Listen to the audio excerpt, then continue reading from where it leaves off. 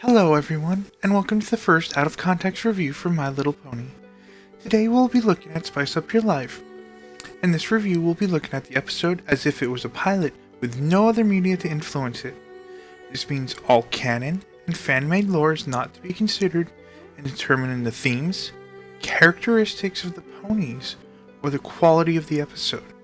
I picked this as my first video because I think it is a decent episode that is even better when looked at outside of the show and the fandom. And without further ado, let's get started. As you've all probably noticed, it's been quite some time since the map has sent us on a mission of friendship. Yeah, ever since Starlight messed with it to go back in time and try to change history. Yes, since then. But as part of her studies, Starlight's been assisting me, and together we think we've come up with a spell that will get it working again. Now, without further ado...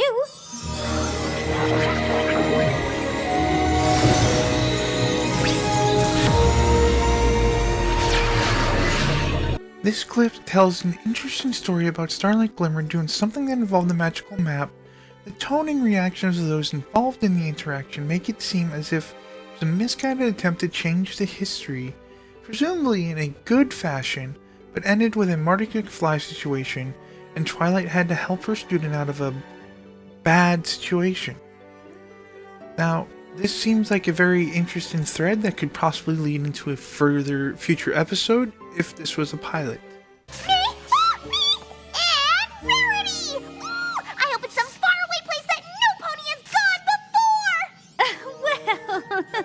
Maybe not too far away. An adventure somewhere that has modern conveniences would be preferable. Canterlot! This is wonderful. I can check the boutique. Perhaps there'll be some social events that we can attend. I'll have to pack extra outfits. What will I wear? You know, some ponies get excited about the silliest things.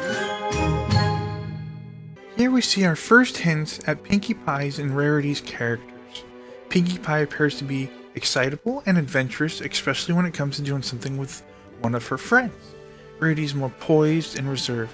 She doesn't want to be too far from the modern society or the comforts it provides, but seems willing to if she must.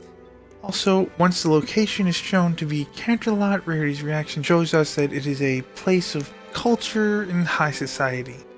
Her reaction also lets us know that she's an owner of a boutique, which gives her ties to Canterlot. Ugh. Maybe one more stop? Ugh. Nope. Maybe instead of trusting somebody else's hooves, I should pick the next place? Very well.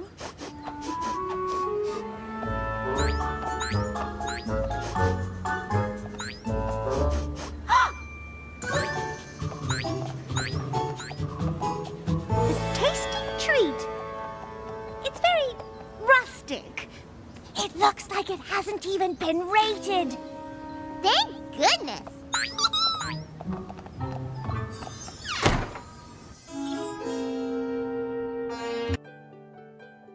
After multiple attempts to find food that is to Pinkie Pie's liking, we find Pinkie is tired of the places Rarity keeps picking and suggests that she pick the next place.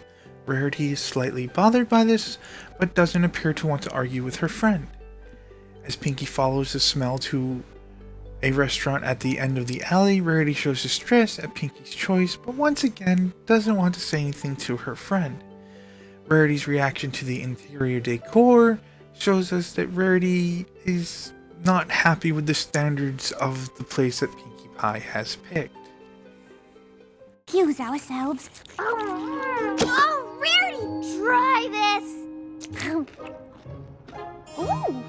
Maybe if you would listen to my ideas for once. Oh, yes! I did not move halfway across Equestria for my daughter that I never listened to. Rarity, I think that friendship problem just kablammed us right between the eyes. These two? Oh, I don't know, darling. The food is excellent, but I'm not sure there's much you and I can do to help them. What would you have me do? We can't even get Zesty Gourmand to come to our restaurant. She took one look at how empty it was and said it wasn't even worth rating. That's it? Yes! What's it? The flow has led us here. This is our mission. We are going to get you a 3-hoof rating and save your restaurant. I can get Zesty Gourmand here. And I can pack this place with ponies! And how do you intend to do such a thing? Just leave it to us! After Pinky has had her meal, Rarity seems uncomfortable due to the argument of the owners of the establishment, and tries to get Pinky's attention. After Pinky talks Rarity into trying the food, Pinky notices the argument and realizes that the reason they were sent to Camelot is staring them in the face. Rarity is a bit skeptical until she hears the name Zesty Gourmand mentioned, the critic that has rated every other restaurant in Camelot. Rarity promises to get Zesty to give Saffron and Coriander's shop a chance, and Pinky offers to help pack the place with ponies to help the rating go better. Why don't I stay behind with Coriander to get the restaurant ready for Zesty's arrival?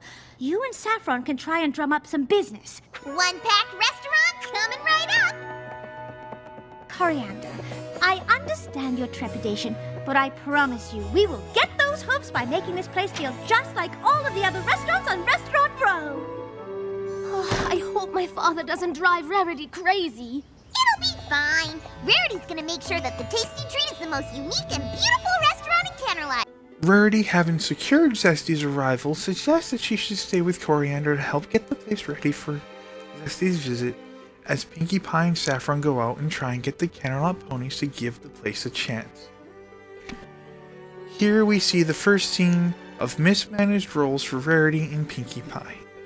Rarity has said on multiple occasions that no pony from Camelot will try a restaurant without a 3-hoof rating, and even she herself was reluctant even when her friend wanted to. Pinkie hasn't shown to have the same demeanor or taste as those of the Camelot elite. Be unique. Just be the same. Trust your heart. You'll make your name.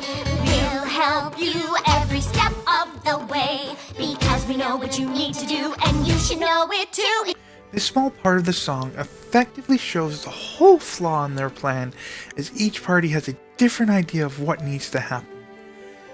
They are actually working towards opposite goals that cannot be reconciled without having a planning session with each other. Father, we're back. Rarity, what did you do? Welcome to the Tasty Treat. You can eat here if you want, or not. Who cares? I know. Isn't it perfect? Zesty is sure to love it. I thought we were trying to make this the most unique and beautiful restaurant in Camelot, not make it exactly like every other restaurant. Oh, we want to help our friends by getting them 3 hooves. That will only happen if this is like every other restaurant. Just 2?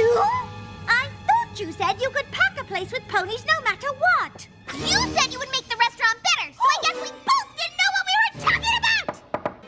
Here we see the result of Pinkie Pie and Rarity's lack of planning together, as Pinkie is shocked by the radical changes Rarity has made to the decor and food of the restaurant. Rarity is confident in what she has done, but the trust that Pinkie and Saffron had in Rarity has shattered. And it.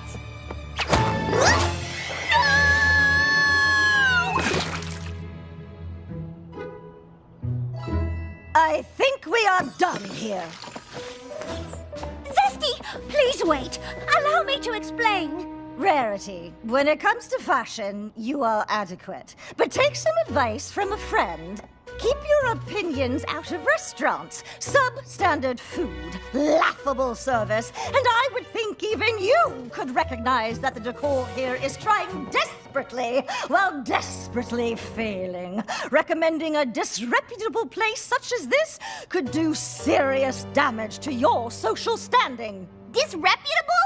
You mean a place with food that actually tastes good? Any pony can throw ingredients together and create an obvious taste that uncultured ponies like those 2 can register. Hey! But it takes a true culinary artist to create a subtle taste, the barest hint of a sensation. That's what I bring to Canterlot. That's art. Here we see the result of miscommunication and the shattered trust between Rarity, Pinkie Pie, and Saffron. Saffron changes the food to be more in line with what she wants to serve at her restaurant. Pinkie Pie grabs a bowl to serve to Zesty Gourmand, and Rarity, in her panic to do what she thinks is best and save face, acts rashly, which causes Pinkie to spill the food all over Zesty Gourmand and the only other two ponies that Pinkie was able to have come to the restaurant. At this point, Zesty shows us that she is used to things being her way, and the elite of even Canterlot catering to her desire. She subtly threatens Rarity to stay out of her business of being a food critic, or it may affect Rarity's reputation. Zesty also shows us that she believes herself the ultimate authority on food, and anything other than her tastes are unrefined. She shows the first signs of her flaws that will lead to her loss of status. This is the best thing you've made so far! And I thought the food before was the best!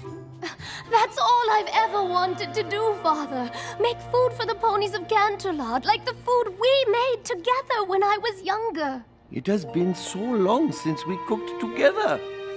Remember how you used to hide the ingredients you did not like? No what? Who cares what some stuffy unicorn thinks of the food here? It's exquisite. That's true. And you don't need 3 silly hooves in your window to prove it. That's double true. You just need ponies in here to give it a chance. Ponies that will tell every pony else in Canterlot that the Tasty Treat is the best food in the city. That's true times 3. But without Zesty's approval, no pony will even try our food. Oh, yes, they will. Pinkie, we are the perfect team for this. We were just doing the wrong jobs. I will go out and bring the crowd. You stay here and make sure this place is every bit as unique and rustic as it was the moment we walked in. And what about us? You two? You are going to cook, make whatever you want, and make a lot of it. I intend to bring a crowd. Rarity tasting the peak of Saffron's and Coriander's combined cooking skills help her realize that she has been mistaken this whole time about trusting Zesty's opinions, and that she has to help fix the mess she helped create with Pinkie Pie. At this point, Rarity realizes that she's Canterlot lead herself, and she's better suited to attract ponies to eat at the shop, and Pinkie Pie's insight on food is better suited to help get the place back to what it was. Rarity comes up with a plan to have Pinkie Pie fix the decor, Saffron and Coriander to cook in the kitchen, and for her herself to go out and gather ponies from Canterlot to come to the shop and eat. This helps us see that Rarity can be more than a pampered pony, and that she's a savvy business mayor that just needed to remind herself of who she was. What's this? What is every pony doing here? This place has no hooves! It is not in keeping with the level of cuisine that I have set for Canterlot. No pony told you this place was acceptable. Rarity and her friend said it was good? They told us. They told you? And who are they to tell you anything? Rarity can tell you what hats to wear with which skirts. Her friend can tell you how to maintain a tragic look for a frizzy mane. They can't tell you what food you can eat. No, we can't. And neither can you. No pony has the right to tell these ponies what to think. Zesty, you have very specific and very strange. Yes, and very strange opinions about food. And that's your right. But just because you like your food a certain way, there is no reason to tell these ponies that they need to do the same. Rarity and Pinkie Pie have managed to do as promised and packed the restaurant with ponies that are enjoying their dinner. Zesty comes in flustered, demanding to know why any pony would dare eat at someplace she does not approve of. When one mayor speaks up and mentions Rarity and Pinkie Pie, Zesty becomes dismissive and insulting towards the duo. Then Rarity confronts her about how she keeps trying to force her taste on every pony else. Rarity then makes it clear that she does not think anyone should be telling others where they can and cannot eat. And then Rarity returns Zesty's threat back to her. Zesty, in an embarrassed huff, leaves, having run into the consequences of her inability to be flexible like a true critic and professional should be. So now that we have analyzed a few clips, let us break down the episode. As a pilot, it would have a good chance to pique the interest. It gives us a few threads of future episodes, gives us enough character knowledge of the two main characters for us to understand them. It tries to teach us that while listening to reviews, can be useful, that it is always best to decide for ourselves what is best for our lives. It also shows us that being arrogant and inflexible is a course leading to a fall due to the inability to change with times or develop lasting friendships as we go. The first 3/4 of the episode is a good lesson on why communicating with our friends and partners is important, and understanding our own weaknesses and strengths can help us when working with others. In the end, I think this episode teaches us a lot of valuable lessons everyone could apply to their everyday real life. Thank you for watching the video. Feel free to recommend any episodes you'd like to see in the future. And if you enjoyed the video, subscribe for more content in the future, or follow me on Twitter, @Draconius.